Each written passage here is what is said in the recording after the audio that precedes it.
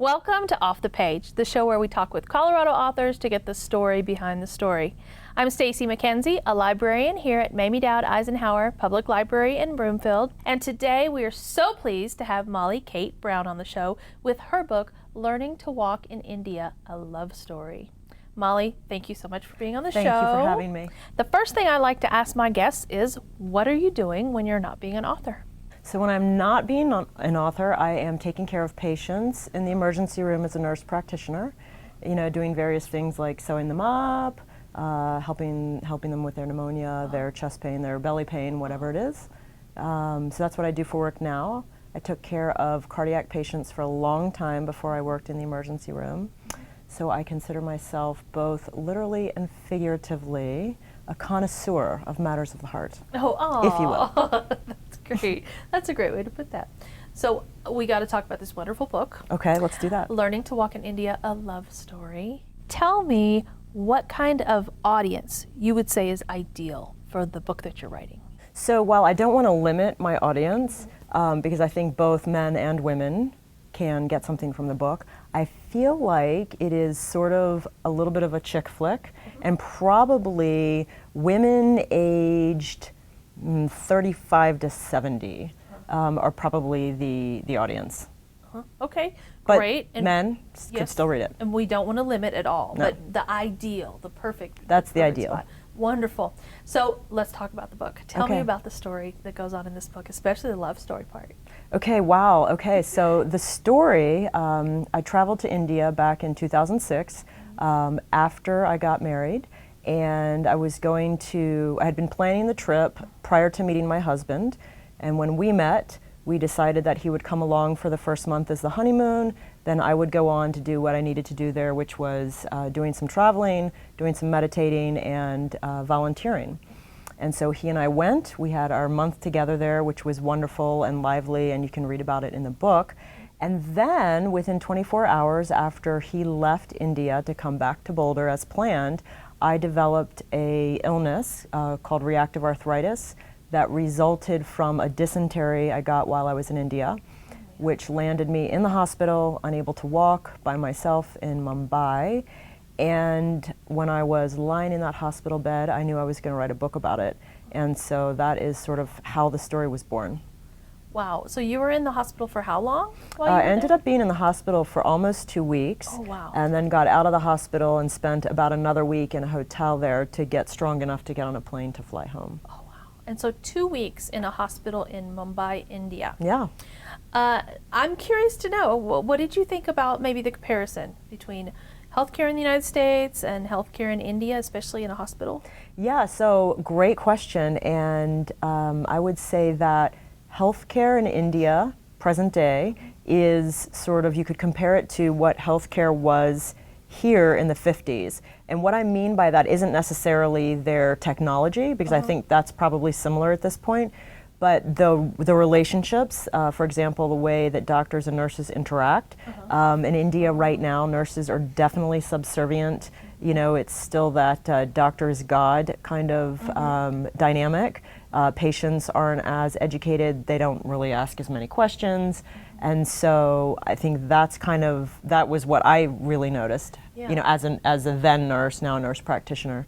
Yeah. But the care itself, you felt was the care itself was actually quite wonderful. I was well taken care of by the physicians. They actually figured out what I had fairly quickly. They had to bring in sort of the chief physician of the hospital to work on my case, but they did figure that out, and I felt like I got excellent care. They really took good care of me.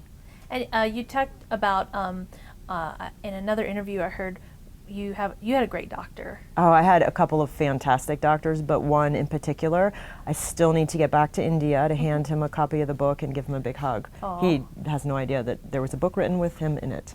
Because that's important, I think, absolutely, to know that they do have good health care, especially if people are considering traveling there.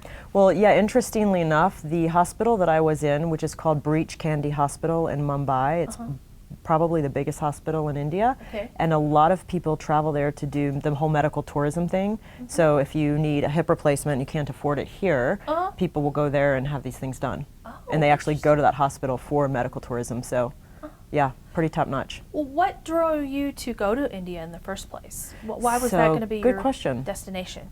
Yeah, and I think that, I mean, I felt really drawn to go, and I don't think I can verbalize exactly why I felt really drawn to go, but I think it probably arose from this meditation practice that I had become involved with, whose sort of roots are in India, and I just started to feel really called to go explore the country, and so I went. Just as a side, what would you tell people about traveling in India? If people were hesitant about going there because of rumors, things they've heard about the cleanliness, the people, maybe the food and getting dysentery and things like this, what advice would you give to somebody who's considering maybe going to India? So I think that probably depends on the person I was talking to. If it was somebody who was a little more who had a little more fear about some of these things, I would probably say travel with a group, you know, go on a tour where you can be set up, it's organized, it's spelled out for you. You don't have to think about how you're getting from one place to another. You know, the hotels are all booked, the sites where you're going are all booked. If you're more of an adventurous type and you want to throw caution to the wind, I'd still say travel with somebody, but you know, don't have too much of an agenda. I mean, obviously know some of the places you're going, but you know, go there and be more spontaneous, for sure. And India is an intense place, and everybody wants to talk to you, and you know, it's very intense in that way. So. But you did say you'd like to go back. I right? do want to go back, and I definitely won't go alone. Yeah, that's for sure. I'll probably do it a little bit differently this time. Do you think your husband will go with you? Would go back with you? I think he would. Yeah. Yeah. Yeah. That's great. What is his take from the experience that you had there, considering that he had to come back here and then you got ill? Yeah, and then he had to turn around and fly back within 24 hours to come get me. So how was that? What does he well, relate the experience? You know, I think that's a question I would probably have to ask him, and it's a really great question. I think that you know, I don't think he'd want to do it again. But I do think that, you know, we were newlyweds when this happened, and all of a sudden my husband of 3 months is, I'm just going to say it, changing my diaper. And so, you know, I think that it made us a lot stronger, and we got to know each other really quickly. And I think that he would probably say that he, you know, is happy to not go through it again, but I don't think either of us would do it differently. Okay, that's great. That's a great way to look back on it all. Yeah. So the illness that you had with that infection, do you have any lasting issues with it? Does it affect you at all? Yeah, so it does actually, and I mean, I live a very normal, pain-free life, and I'm quite active. However, there is still a pretty big immunosuppressant medication that I take as a result of that, and I've hoped to get off of that one day. But to date, when I have tried to actually wean myself off of that medication, I'll have, you know, some inflammation that returns, and so it sort of makes it necessary for me to be on the medication. And while I am a nurse practitioner, I work in Western medicine. I, you know, prior to this situation, I'd never had to take any type of medication, and I wasn't a fan of them. And at this point in my life, you know, it's funny when you go through something, your take on it changes completely, because now it's, you know, I am all about quality of life, and whatever it takes to get there, I'll do it. Yeah. So, yeah, my tune has changed for sure. Very good, very good. So let's talk about when living in Boulder, and it relates to what you kind of went to India for, which was the meditation. And you say that you discovered meditation in Boulder. Tell me about that journey. Yeah, so you know, I feel like prior to actually discovering a formal practice of meditation, I'd always been what I would consider fairly inwardly focused, and it was just something that was a curiosity of mine and something I'm inclined toward. And I was going through a bit of a difficult time in my life. I was in a relationship that wasn't serving me then, and I would say I was suffering probably. And I was going to this therapist, and I was asking myself what's wrong with me, and she told me about meditation, and told me I should meditate. And within a few days, I met a woman who told me about this 10-day silent meditation called Vipassana. And as soon as she told me about it, I knew I would attend, and actually did within a few months of then. and had the sense that if I could just get to this meditation retreat, everything would be fine. Yeah. And it was, in fact, it changed my life, and I am incredibly grateful for sort of being turned on to that path, if you will. And have you done that again? Have you done the 10-day again? I have actually. I have, so I was 28 then, I'm now 42, and I have done one or more of the 10-day retreats every year. It's something I do every year. Okay. And I even went and did a 20-day course once. And yeah, it's a huge part of my life. I feel like it's like necessary. Yeah. You know, like it's not optional, it's like part of the healthcare thing. And how did meditation help you get through this time in India in the hospital and during your recovery? So one of the benefits of the meditation is that you know, we learn how to not spend so much time in the thinking part of the mind, but actually hang out in the body with just kind of what's going on. And you know, that is really helpful when you're dealing with a situation where there's a lot of fear and it's incredibly intense, because the mind can, you know, do some really crazy things, and all of a sudden you're walking down the path of what if this happens, what if this happens, what if I die here? And instead of doing all of that, if we just kind of learn to actually, you know, sharpen the tool of being able to stay in the body and you know, stay more present, life is a lot easier. It's not quite as much swimming upstream. So while I still suffered in the hospital, and I still had moments of feeling overwhelmed, out of control, incredibly scared, you know, I feel like I was able to hold it together pretty well for the most part because of the tools that I had. Like, I think it would have been horrific had I not already had the meditation tool. Sure, that helps everything. So Molly, this was a life-threatening illness. Well, am I correct? You know, I think that it could have been had I not gotten, I mean, yes, it would have been had I not gotten into the hospital and gotten the proper treatment. You know, I mean, because the infection, sepsis, that kind of thing, you know, but it's a very treatable condition, and most people actually go on and do very well, and you know, people who don't have a gene I have actually tend to get over this. I just happen to have a gene that makes it more of a chronic thing for me, which is why I'm still actually probably dealing with it. Okay, so yeah, serious so on many levels. Yeah, but you came through, you're doing absolutely, well now. I think people often in memoirs say that they learn things about themselves, they came to conclusions, they learned a lot of new things. What types of things did you learn about yourself, or experiences did you learn from having this? So another great question. You're full of great questions. And so just to clarify, what I will say is that this has been a process. I didn't learn all this while I was in the hospital dealing with this. You know, I mean, I came home, I couldn't walk for a year, and then I've spent a lot of years, you know, it's been 9 or almost 10 years since then. Gosh, or maybe 11. But so it's sort of been a process that all of this has kind of sunk in. But what I will say is that, you know, illness is a really great opportunity to sort of interact with ourselves in a different way, and to actually have the time to go places that we aren't otherwise going because we're so busy living our life, you know, fairly quickly.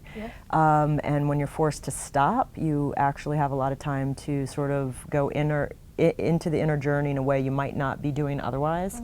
And so what I would say is that I really believe we're not who we often take ourselves to be.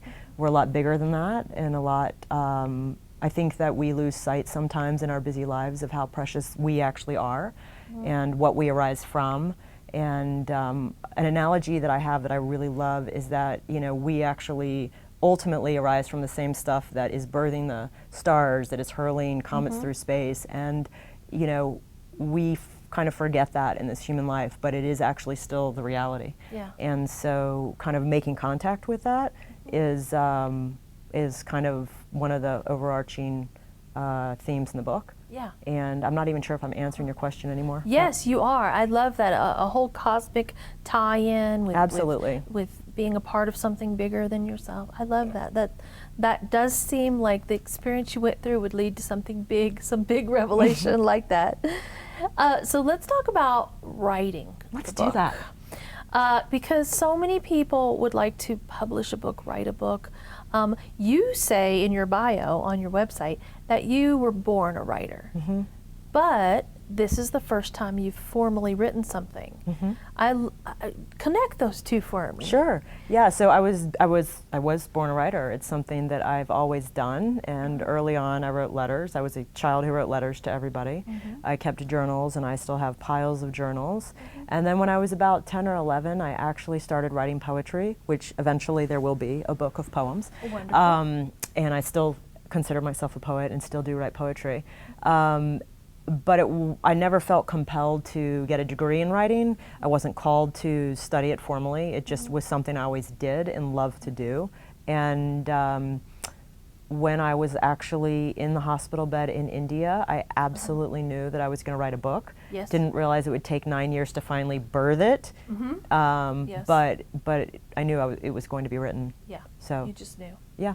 And I actually did write the book within a couple years of India, but the whole process that I went through with it, it actually took until last year to publish the thing. Okay. Yeah. And how, tell me a little bit more about that process. So you got it down on paper. Got it down on paper. Then what kind of, where did you go from there? Because I think that would be a hard jump to make. Right. Getting it written down, and then what? Well, so then what? And that's actually a pretty big question. I mean, there's a lot there. So then what? So I wrote a book, and I was determined to publish it. And then I went to New York City thinking I needed an agent, that I needed New York City publishing behind me. Went to this big, big conference with all of these agents and publishers, and had the wind totally taken out of my sails. Came back with my tail between my legs, put the book down on the shelf for a few years, thinking that I was never going to happen. And then picked it up eventually after somebody read it and said, you have to publish this. They reminded me that I in fact was on this journey with this book, and re-inspired me to get back at it. And so I started the process again, and then I decided I needed to go get a master's degree, so I had to put the book down again. And life continued to happen until finally I'd gotten through the master's degree. I'd sort of started a new career, having become a nurse practitioner after having been a nurse for a long time. And then all of a sudden there was time and space, and it was sort of the right time. And it wasn't good that it required that much time, because the book is now what it wouldn't have been 2 years after India. So it took a little more time because I continued to work on it and thread things in there. And from what I hear, 9, 10 years, a lot of people take that long to get that first book done. So this is the first time I'm hearing this, and this is really nice to hear. Yes. That it's not just me. I've heard 6, 7, 8, 9, 10, and longer to get these done. So the first books. And then, everything else is easy after that. Not. Yeah. But, sure. But that's great. And so when do you mentioned a next book of poetry? Well, so I have actually well, if I'm going to be honest, there are 3 books that I want to put out. One of them is a book of poetry.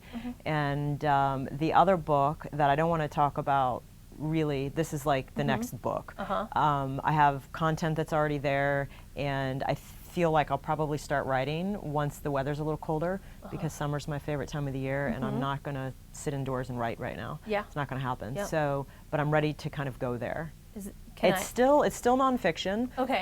It's not a story though. It's more a diatribe. Okay. And I'll just leave it at that. Yeah. Okay. Yeah. And then this was the third book? Oh, the third book is actually a children's book. Oh, I have great. I have a children's book I've always wanted to write, and so yeah. That's wonderful. Yeah. Okay, that's a nice, well-rounded amount of things to write. Yeah, I just need to not have to go to work to do Well, these we things. need the weather to get colder to get you to work. Yeah. You mentioned you love the hot weather. It was fun to see on your website. One of your favorite things to do is not something you can do in Colorado very easily, which is surf. That is correct. That's a wonderful Yeah, it's my favorite hobby. thing to do. I'm at my best and happiest when I'm in the salt water on a surfboard, and it's 8 o'clock in the morning. That's great. That's a good escape. That's a good, well-rounded. Oh, it's a very good escape. Thing to do. Yeah. So back to writing. I know that a lot of people are struggling with the same things, getting the book done, putting it on the shelf, getting kind of their hopes dashed. Now you belong to an organization that is really helpful with this, and we talk about it every once on the show, CIPA, C-I-P-A. Tell me about your involvement with them and how they've helped you write your book. CIPA has been instrumental. In fact, if it weren't for CIPA, you and I wouldn't be sitting here together, because that is in fact where we met. Yes, right? yes, that's right. So SIPA stands for Colorado Independent Publishers Association, and an amazing editor who edited my book by the name of Jody Berman turned me onto this organization and said, you should get involved. They're very helpful. And so finally, when it was time, I became a member, and they have fabulous meetings. They bring in panels. There's, there are literary awards, which I am happy to say my book has been nominated for 2. So I'll find out later this month. Congratulations. Thank you. Yes. And anyway, so there's just so much information, guidance, and it's an amazing organization for folks who are independently publishing.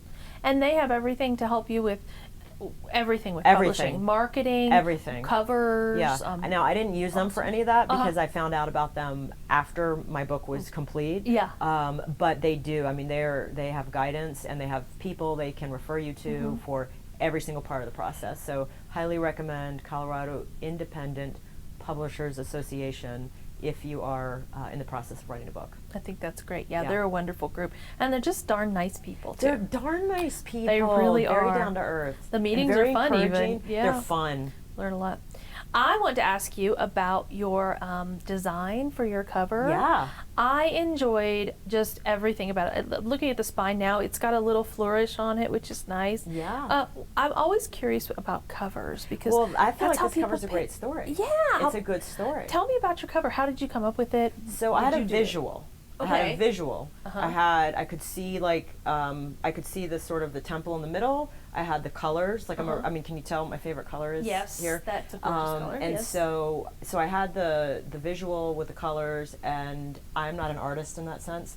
So I found a woman. I interviewed a few people to do the cover, and I sat down with this woman who happens to be a neighbor of mine. And I literally had a piece of paper, and I scratched and sketched the design, and I said, this is what I see, these are the colors I see. And she took the piece of paper, went back to her graphic design computer, and sent me a few sketches saying, is this close? And she made it far more beautiful than I could have imagined it. I mean, she really nailed it and then some. That's wonderful. It was just, and she was the most expensive person, for sure. However, I mean, it's a beautiful cover. It is. If you don't know anything about the book or about me, if you see that cover, you're going to stop. Yeah, I agree. For sure. So many people. And even the back is well designed and nice. It's not your typical just throw something on the back because nobody looks at that. Yeah. It's really pretty. Well, thank you. So, yeah, that's very appealing about the book. I mean, if you're going to give birth to your first child, there you go. She's going to be dressed up. She's going to be dressed up. Yeah. I agree. So congratulations on all of that trial and tribulation and getting that done so well. Thank you. Let's skip to your website. Let's do that. I like your website. It's nice. Well, it's clean. It's well done. What can we find when we go to your website? Well, you can certainly find out a little bit more about me.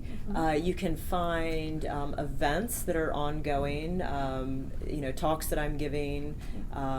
There's a workshop that I'm going to be conducting locally in November that is mentioned on there. And of course, you can find out how to get in touch with me, which I am always open for questions, for continuing conversations. I'm certainly available for appearances or talks. Great. And so any of this is on there. Do you have Twitter or Facebook or anything like that? I do. It's Molly Kate Brown Author is my Facebook name. Okay, great. And so that is there. And I'm still learning how to use Twitter. Yeah. And so I do have an account, but you're not going to find me on it at all. Yeah. And you mentioned a talk that you do, and it's called Facing Ourselves. There's a subtitle in there. You can help me out with that. Facing ourselves and basically allowing what is. So it's sort of it's somewhere between a retreat and a workshop. It's only a day long, and the cost for it at this point is $20, and that's only to cover the cost of the room.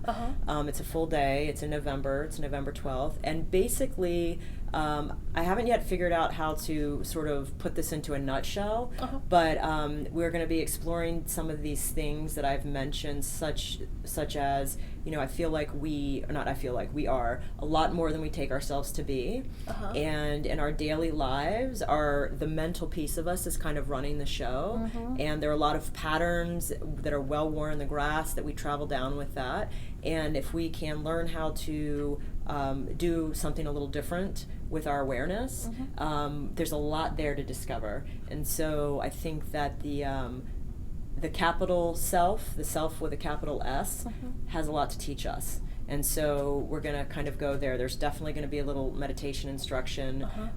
There's going to be some interaction with other participants, because we're ultimately not in this alone, even though we're on our own path. We're here together, and I think that's very much for a reason. And so, yeah, we're going to explore a lot of these things, and also really get into discomfort, because I think since we spend a lot of time avoiding discomfort in our lives, we ultimately are avoiding ourselves, and there's a lot there that we gain from being with discomfort. You're going to cover all that in one day? Well, we're gonna touch on all of that in one day, yeah. And then eventually maybe we'll do it in more days. Yeah. It sounds like a lot of the themes. Oh, yes. We'll write a book. Oh, there you go. There you go. There, and then everybody can have it. That's actually the next book. That'll be great. Oh, fabulous. Yeah. Oh, good. We got a little insight there. There you go. It sounds like a lot of the themes you talk about are the same ideas of what we talked about you learned on this experience that you had in India. Yes. About being outside yourself and you being a part of something bigger. And so that's really wonderful that you were able to turn that into something to share. And so I just want to take one thing that you just said. Yes. And just rephrase that, because you said about being outside of yourself. Yes. But ultimately what it is very much being in yourself entirely. Yeah. It's going there, for sure. I need to attend the program and make sure that I Absolutely. get I'd love it. to have you. It sounds wonderful. I can't wait to get your next books and to read them, because I really found your story inspiring, and I find you inspiring. Well, thank you. Just so happy that you came on the show and you shared this wonderful information I'm really and story grateful, with us. and thank you for having me. And thank you I want so much. everybody to go to your website and visit there. Okay? All right. Thanks again for being on the show. Thank you. I'd like to thank Molly Kate Brown for being on the show and talking with us about her book, Learning to Walk in India, A Love Story. Check your local library for the books that we've talked about on today's show, and join us for more next time on Off the Page.